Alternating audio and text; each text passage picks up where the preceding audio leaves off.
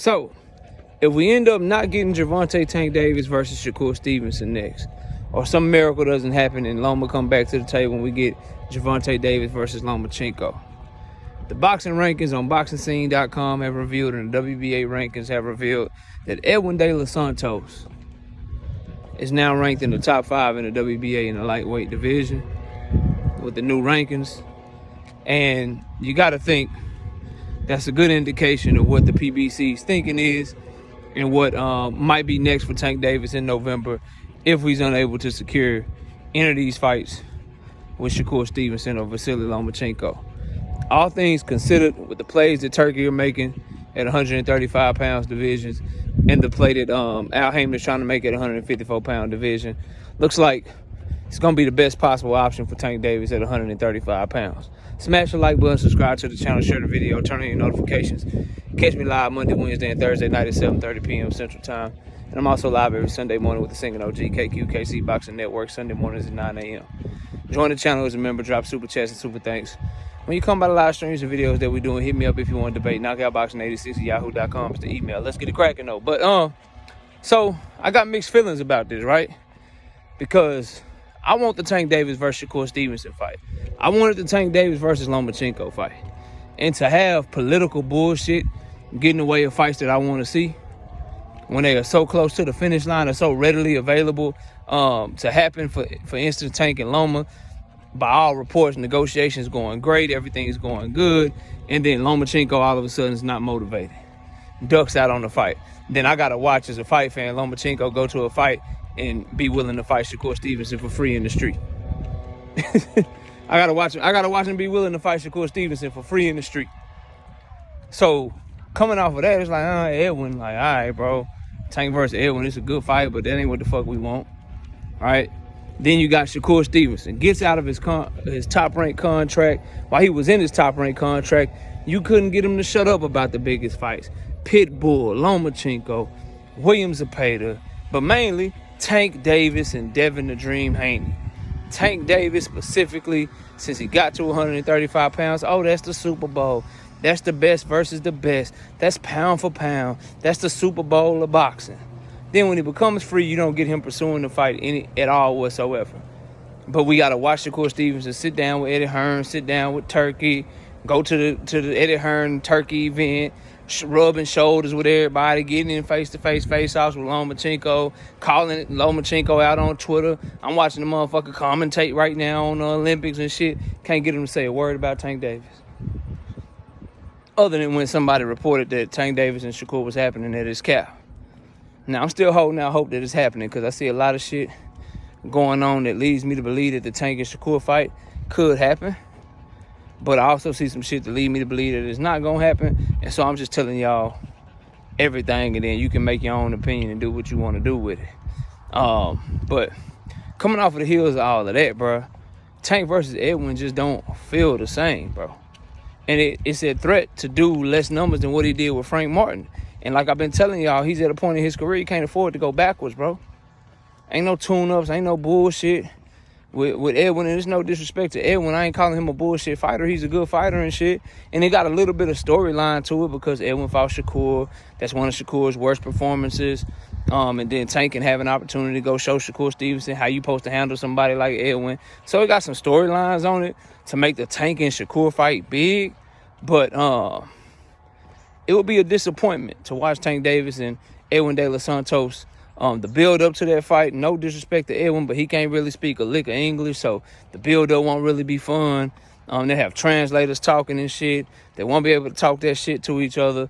You just got to wait for the fireworks in the ring on that one. So, but it is a good fight. 2 power punches with extremely high knockout ratios, aggressive fighters, 2 southpaws. So, I mean, it'd be a good fight, and it's a good opportunity for Tank Davis to continue to just gain more and more experience against southpaw fighters, bro. In hopes of us getting a Shakur Stevenson fight, in hopes of us getting a Lomachenko fight, and things of that nature for 2025 if the Shakur fight don't happen. So, but the rankings are a good indication that that's PBC's line of thinking. Now that Pitbull has lost, the backup plan seems to be Edwin coming in at top 5, but the primary plan the primary plan needs to be Tank Davis versus Shakur Stevenson, bro. And I think both sides. Shakur is a free agent. Tank Davis as the cash cow and the face of the division and one of the faces of boxing. Bro, y'all got to do everything y'all can to make that fight happen. Otherwise, you're going to be on pay-per-view. You're going to still probably do like 300,000 pay-per-view buys or some shit. You might be able to do exactly what you did with Frank because everybody's still electrified off the Frank Martin performance and shit. But you gotta keep that shit going, bro. You got to keep that momentum going. You was on the right path with Loma. Loma acting like a hoe. See what's up with Shakur. And then if he duck you, let everybody know he ducked you, bro. And Shakur, if Tank duck you, let everybody know he duck you. So it's some good things about the Edwin fight. But the overwhelming sentiment from me as a Tank Davis fan, but more importantly as a boxing fan, is no reason. Political bullshit aside, Turkey's play for power aside, Al Heyman's chess moves aside, there's no reason that you can give me to why we shouldn't be seeing two champions, the WBC champion Shakur Stevenson, the WBA champion Gervonta Tank Davis, the two best fighters in the division, consensus. Some people, well, not some people, the Truth has Loma. Black Truth got Loma as the best in the division. The rest of the world got Tank and Shakur as the best fighters in the division. In no particular order. A lot of people got Tank. Some people got Shakur. Tank Davis is available, looking for an opponent because of Lomachenko pulling out.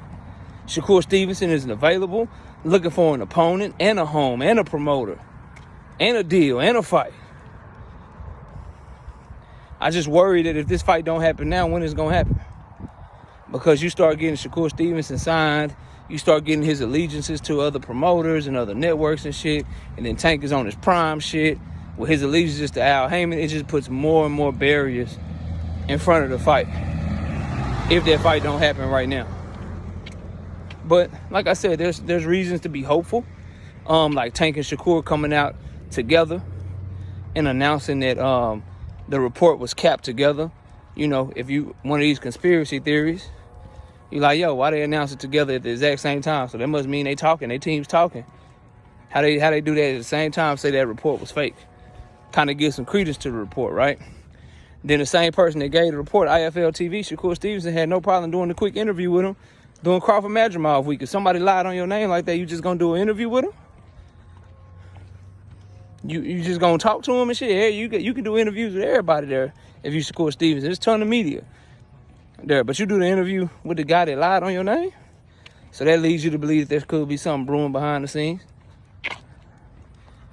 But we'll see. We'll see what happens, man. I just hope that it's not a letdown, you know? Guys like Tank Davis, man, you got to learn from Canelo, bro. When Canelo announced Berlanga, it was a letdown. Everybody like, Berlanga, bro, all right. Okay, bro.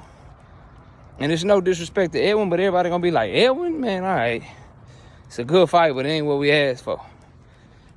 It ain't what we asked for. So, and it ain't what Tank Davis needs at this point in his career, bro. He need only big fights. Everybody knew he was going to take a step back from Ryan with the 1.2 million pay-per-view buys. That was an anomaly. But now Frank Martin is the benchmark, right? $15 million live gate, 350,000 to 400,000 pay-per-view buys. Can he do that with Edwin? I don't think so, bro. I don't think so. Edwin ain't going to get the imagination of the people enough. He's not, bro.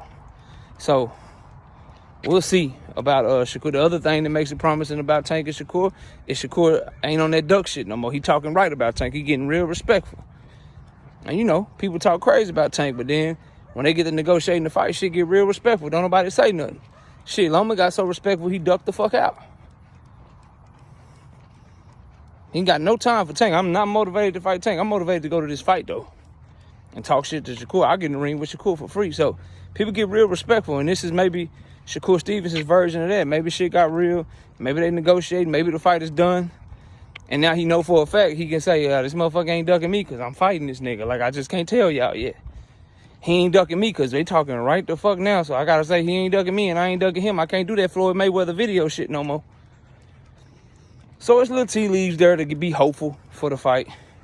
You know, you got a lot of people that choose not to be hopeful, that don't want the fight. They quit pushing for the fight.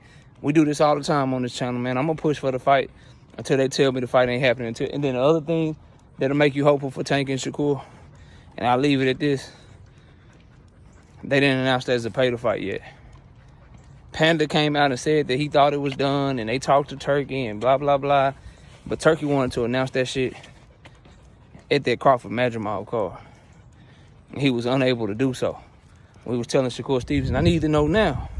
It's like you found out, and Shakur might have told your ass no, because he got something bigger and better. The only thing bigger and better than what Turkey is offering for Zepeda is what PBC can offer him for Tank. It's the only thing that's bigger and better, bro. So, you know, it's little tidbits here and there to give you a little hope, because we know Turkey wanted to announce that shit and he was unable to, and we still ain't got a motherfucking motherfucking Shakur and Zepeda announcement yet. So we'll see. We'll see how shit go. We'll see how shit play. But for me and my hopes, Tank versus Shakur all the way. But I'd be remiss if I didn't let y'all know that boy Edwin did creep up in the top 5 of the WBA. And that's a good fight, but it's not the fight I want. Right? I like Shakur Zepeda. Good fight. Good fight, bro. Not the fight I want, though.